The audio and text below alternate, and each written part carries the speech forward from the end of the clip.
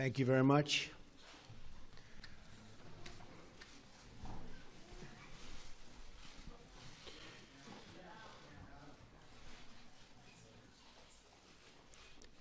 Thank you.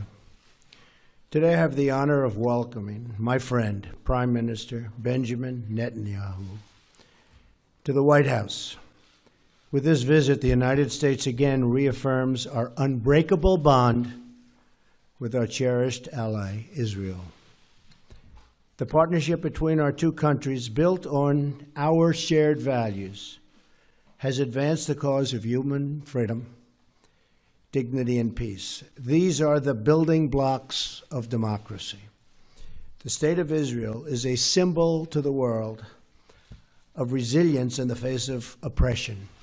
You can think of no other state that's gone through what they've gone, and of survival in the face of genocide.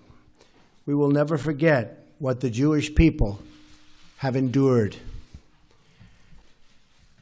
Your perseverance in the face of hostility, your open democracy in the face of violence, and your success in the face of tall odds is truly inspirational. The security challenges faced by Israel are enormous, including the threat of Iran's nuclear ambitions, which I've talked a lot about. One of the worst deals I've ever seen is the Iran deal.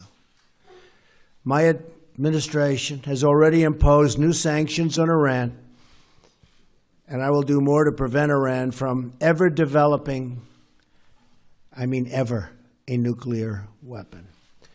Our security assistance to Israel is currently at an all-time high, ensuring that Israel has the ability to defend itself from threats, of which there are, unfortunately, many. Both of our countries will continue and grow. We have a long history of cooperation in the fight against terrorism and the fight against those who do not value human life. America and Israel are two nations that cherish the value of all human life. This is one more reason why we reject unfair and one-sided actions against Israel at the United Nations.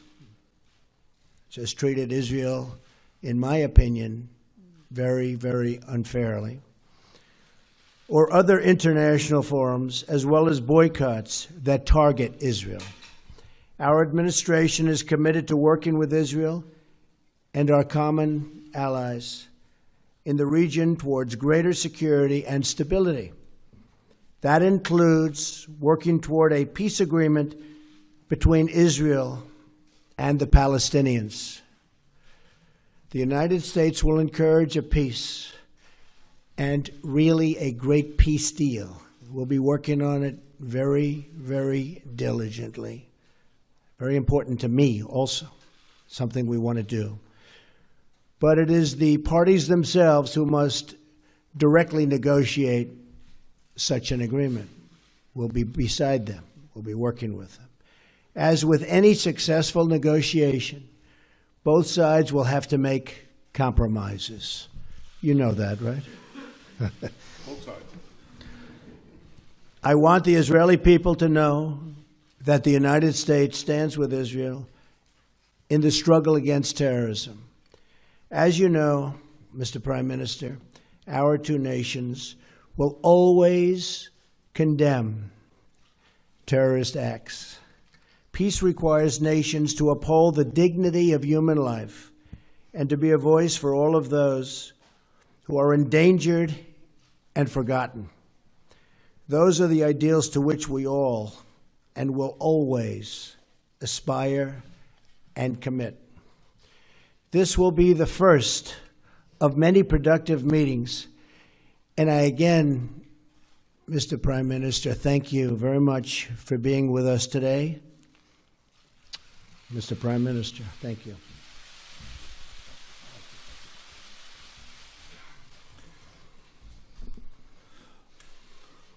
President Trump, thank you for the truly warm hospitality you and Melania have shown me, my wife Sarah, our entire delegation. I deeply value your friendship. To me, to the State of Israel, it was so clearly evident in the words you just spoke. Israel has no better ally than the United States. And I want to assure you, the United States has no better ally than Israel. Our alliance has been remarkably strong. But under your leadership, I'm confident it will get even stronger. I look forward to working with you to dramatically upgrade our alliance in every field, in security, in technology, in cyber and trade, and so many others, and I certainly welcome your forthright call to ensure that Israel is treated fairly in international forums, and that the slander and boycotts of Israel are resisted mightily by the power and moral position of the United States of America. As you have said, our alliance is based on a deep bond of common values and common interests. And increasingly, those values and interests are under attack by one malevolent force: radical Islamic terror. Mr. President, you've shown great clarity and courage in confronting this challenge head-on. You call for confronting Iran's terrorist regime, preventing Iran from realizing this terrible deal into a nuclear arsenal. And you have said that the United States is committed to preventing Iran from getting nuclear weapons. You call for the defeat of ISIS. Under your leadership, I believe we can reverse the rising tide of radical Islam. And in this great task, as in so many others, Israel stands with you, and I stand with you. Mr. President, in rolling back militant Islam, we can seize an historic opportunity. Because for the first time in my lifetime, and for the first time in the life of my country, Arab countries in the region do not see Israel as an enemy, but increasingly as an ally. And I believe that under your leadership, this change in our region creates an unprecedented opportunity to strengthen security and advance peace. Let us seize this moment together. Let us bolster security. Let us seek new avenues of peace. And let us bring the remarkable alliance between Israel and the United States to even greater heights.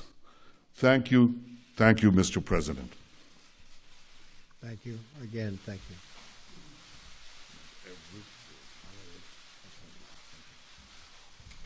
We'll take a couple of questions. David Brody, that's Christian Broadcasting. David? Thank you, Mr. President, Mr. Prime Minister. Both of you have criticized the Iran nuclear deal and at times even called for its repeal. I'm wondering if you're concerned at all as it relates to not just the National Security Advisor, Michael Flynn, who is recently no longer here, but also some of those events that have been going on with communication in Russia, if that is going to hamper this deal at all and whether or not it would keep Iran from becoming a nuclear state. And secondly, on the settlement issue, are you both on the same page? How do you exactly term that as it relates to the settlement issue? Thank you. Michael Flynn, General Flynn, is a wonderful man. I think he's been treated very, very unfairly by the media, as I call it, the fake media in many cases. And I think it's really a sad thing that he was treated so badly. I think in addition to that, from intelligence, papers are being leaked, things are being leaked. It's criminal action, criminal act. And it's been going on for a long time, before me, but now it's really going on. And people are trying to cover up for a terrible loss that the Democrats had under Hillary Clinton. I think it's very, very unfair what's happened to General Flynn, the way he was treated, and the documents and papers that were illegally, I stress that, illegally leaked. Very, very unfair. As far as settlements, I'd like to see you hold back on settlements for a little bit. we'll work something out, but I would like to see a deal be made. I think a deal will be made. I know that every president would like to. Most of them have not started till late because they never thought it was possible. And it wasn't possible because they didn't do it. But Bibi and I have known each other a long time.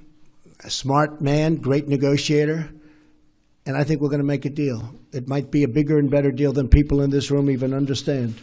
That's a possibility. So let's see what we do. Let's try it. Doesn't sound too optimistic, but that's he's a good negotiator. That's the art of the deal. I also want to thank Sarah. Could you please stand up? You're so lovely, and you've been so nice to Melania. I appreciate it very much.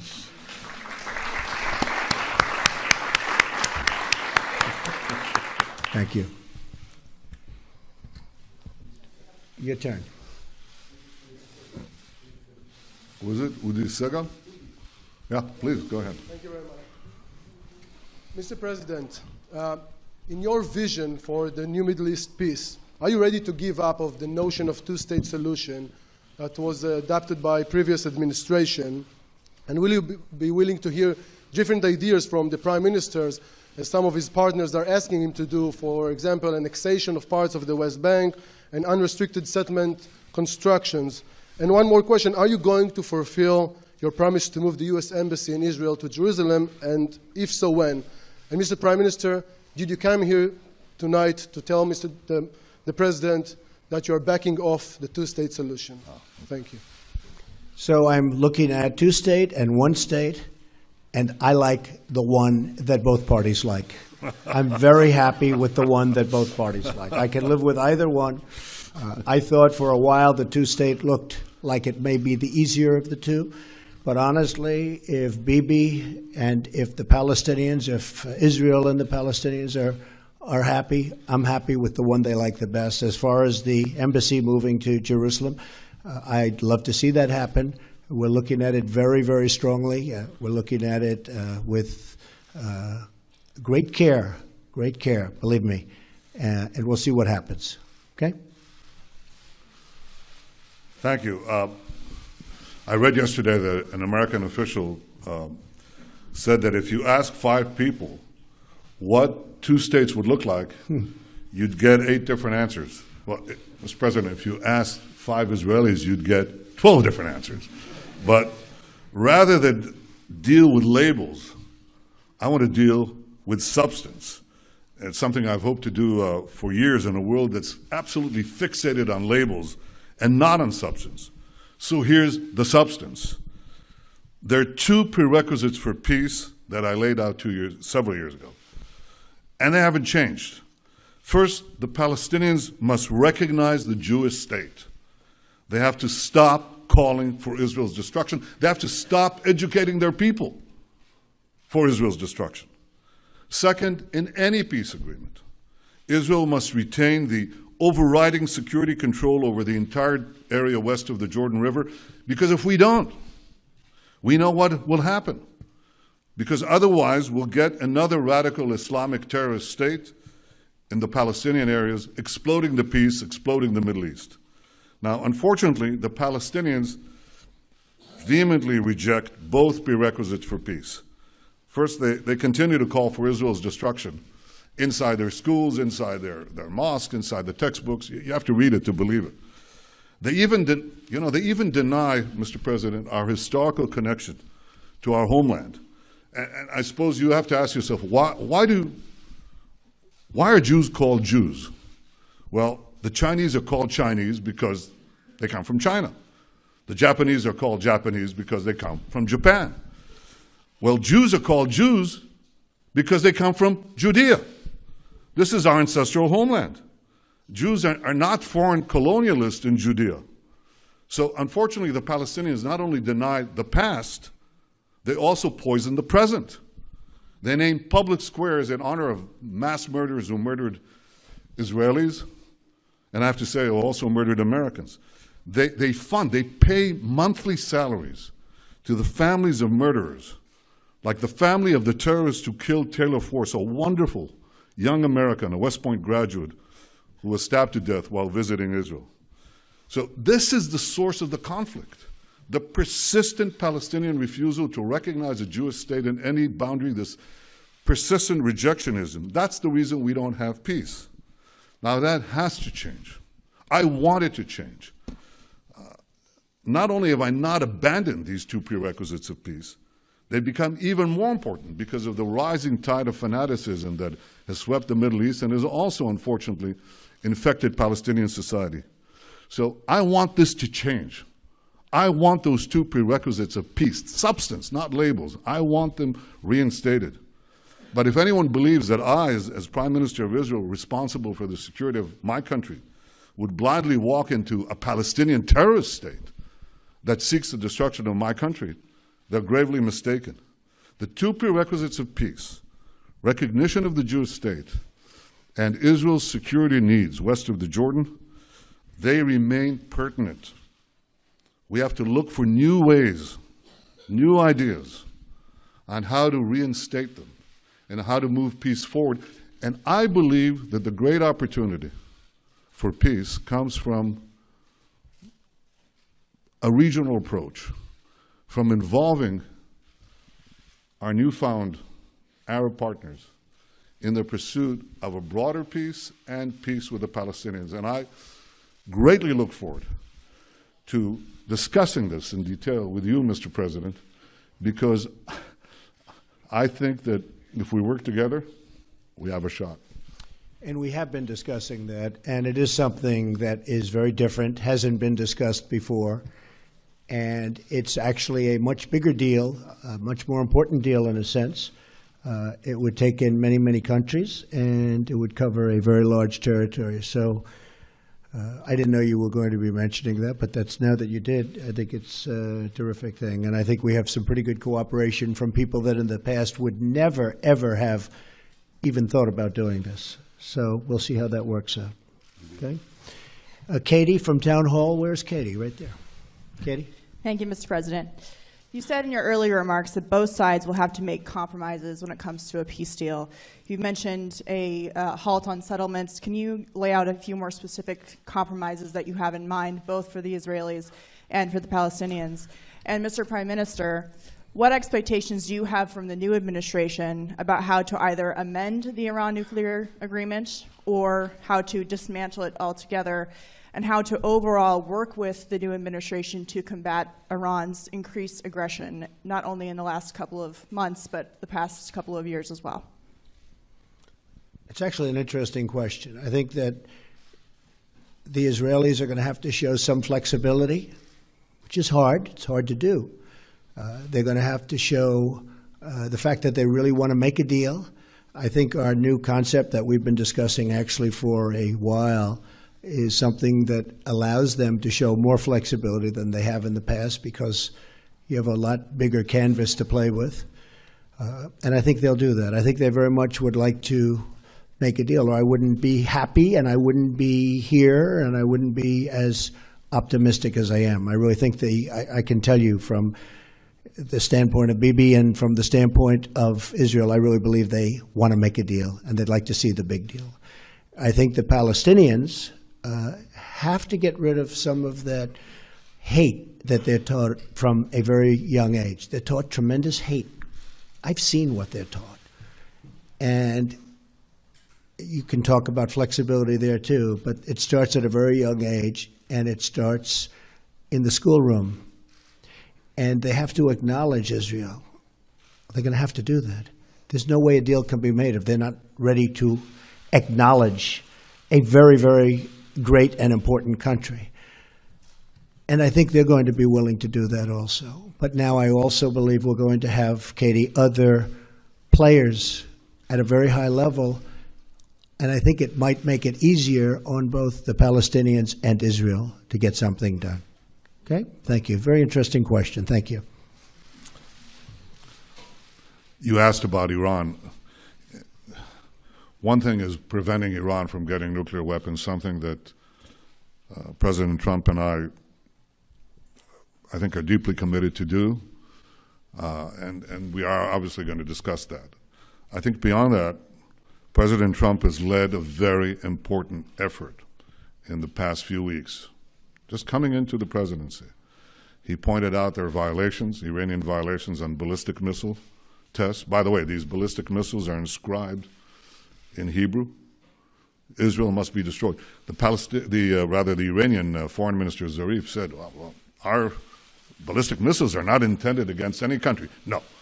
They write on the missile in Hebrew, Israel must be destroyed. So challenging Iran on its violations of ballistic missiles, imposing sanctions on Hezbollah, preventing them, making them pay for the terrorism that they foment throughout the Middle East and beyond, well beyond. I think that's a change that is clearly evident since President Trump took office. I welcome that. I think it's, let me say this very openly, I think it's long overdue. And I think that if we work together, and not just the United States and Israel, but so many others in the region who see eye to eye on the great magnitude and danger of the Iranian threat, then I think we can roll back Iran's aggression and danger. And that's something that is important for Israel, the Arab states, but I think it's vitally important for America. These guys are developing ICBMs. They're developing, they want to get to a nuclear arsenal, not a bomb, 100 bombs. And they want to have the ability to launch them everywhere on Earth, and including, and especially, eventually, the United States. So this is something that is important for all of us. I welcome the change, and I intend to work with President Trump very closely so that we can thwart this danger. Great. You have somebody? Boav? Mr. President, since your election campaign and even after your victory, we've seen a sharp rise in anti-Semitic incident across the United States. And I wonder, what do you say to those among the Jewish community in the States and in Israel and maybe around the world who believe and feel that your administration is playing with xenophobia and maybe racist tones? And Mr. Prime Minister, do you agree to what the President just said about the need for Israel to restrain and to stop settlement activity in the West Bank? And a quick follow-up on my friend's questions. Simple question. Do you back off from your vision to the end of the conflict of two-state solution as you lay out in Bar Ilan's speech, or you still support it? Thank you. Well, I just want to say that we are, very honored by the victory that we had, 306 electoral college votes. We were not supposed to crack 220. You know that, right? There was no way to 221, but then they said there's no way to 270. And there's tremendous enthusiasm out there. I will say that we are going to have peace in this country. We are going to stop crime in this country. We are going to do everything within our power to stop long simmering racism and every other thing that's going on, because a lot of bad things have been taking place over a long period of time. I think one of the reasons I won the election is we have a very, very divided nation, very divided. And hopefully I'll be able to do something about that. And it was something that was very important to me. As far as people, Jewish people, so many friends, a daughter who happens to be here right now, a son-in-law, and 3 beautiful grandchildren. I think that you're going to see a lot different United States of America over the next 3, 4, or 8 years. I think a lot of good things are happening, and you're going to see a lot of love. You're going to see a lot of love. Okay? Thank you. I believe that the issue of the settlements is not the core of the conflict, nor does it really drive the conflict. I think it's an issue. It has to be resolved in the context of peace negotiations. And I think we also are going to speak about it, President Trump and I, so we can arrive at an understanding, so we don't keep on bumping into each other all the time on this issue, and we're going to discuss this. On the question you said, you just came back with your question to the problem that I said. It's the label. What does Abu Mazen mean by 2 states, okay? What does he mean? A state that doesn't recognize the Jewish state, a state that basically is open for attack against Israel, you know, what are we talking about? Are we talking about Costa Rica, or are we talking about another Iran? So obviously it means different things. I told you what are the conditions that I believe are necessary for an agreement. It's the recognition of the Jewish state, and it's Israel's security control of the entire area. Otherwise, we're just fantasizing. Otherwise, we'll get another failed state, another terrorist Islamist dictatorship that will not work for peace, but work to destroy us, but also destroy any hope for a peaceful future for our people. So I've been very clear about those conditions, and they haven't changed. I haven't changed. If you read what I said 8 years ago, it's exactly that. And I repeated that again and again and again. If you want to deal with labels, deal with labels. I'll deal with substance. And finally, if I can respond to something that I know from personal experience. I've known President Trump for many years. And to allude to him, or to his people, his team, some of whom I've known for many years too. Can I reveal, Jared, how long we've known you? Well, he was never small. He was always big. He was always tall. But I've known the president, and I've known his family and his team for a long time. And there is no greater supporter of the Jewish people and the Jewish state than President Donald Trump. I think we should put that to rest. Thank you very much. Very nice. I appreciate that very much. Thank you. Mr. President, are you going to answer any questions about your associated contacts with the Russians during the campaign? Mr. President,